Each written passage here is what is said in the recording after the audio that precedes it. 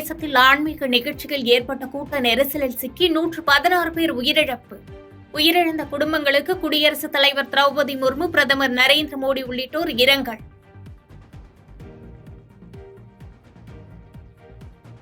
கடந்த 10 ஆண்டுகளில் பாஜக அரசு பல்வேறு வரலாற்று சாதனைகளை நிகழ்த்தியுள்ளதாக பிரதமர் மோடி பெருமிதம்.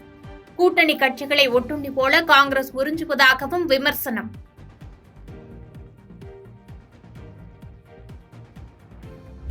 எதிர்க்கட்சிகள் இந்துக்களை அவமதிப்பதை பொறுத்துக் கொள்ள முடியாது என பிரதமர் மோடி ஆவேசம்.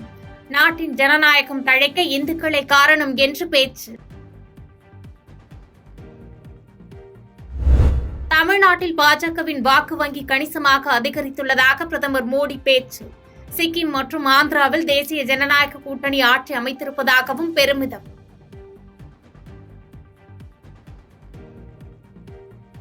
தமிழ்நாட்டில் போதைப் பொருட்கள், மதுபானங்கள் பெருகியுள்ளதாக மத்திய நிதியமைச்சர் நிர்மலா சீதாராமன் குற்றச்சாட்டு.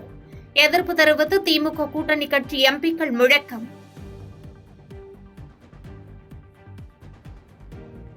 பிரதமர் நரேந்திர மோடியின் உரை முழுவதும் அமளியில் ஈடுபட்ட எதிர்க்கட்சிகள்.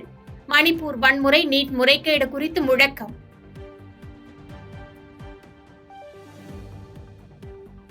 அவை குறிப்பிலிருந்து நீக்கப்பட்ட தனது உரையின் பகுதிகளை மீண்டும் சேர்க்க வேண்டும். மக்களவை சபாநாயகர் ஓம் பிர்லாவுக்கு ராகுல் காந்தி கடிதம். தமிழ்நாடு ஊரக தொழில் காப்பு மற்றும் புத்தொழில் உருவாக்க நிறுவனம் தொடக்கம். ஆண்டுதோறும் 100 மகளிர் தொழில் முனைவோர் அடையாளம் காணப்படுவார்கள் என அமைச்சர் உதயநிதி பேச்சு.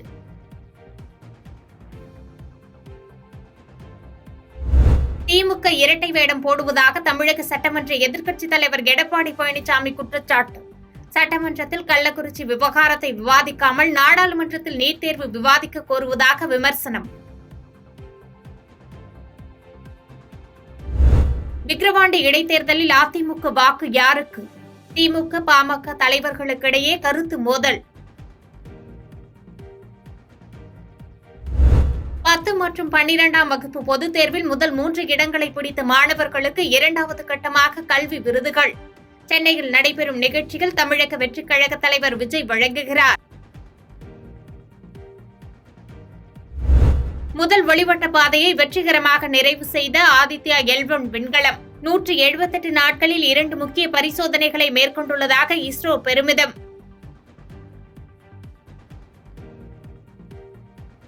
விம்பிள்டன் டென்னிஸ் தொடரில் ஒற்றையர் பிரிவில் முன்னணி வீரர் ஆண்டி முறை விலகல். காயம் காரணமாக இரட்டையர் பிரிவில் பங்கேற்பார் என தகவல்.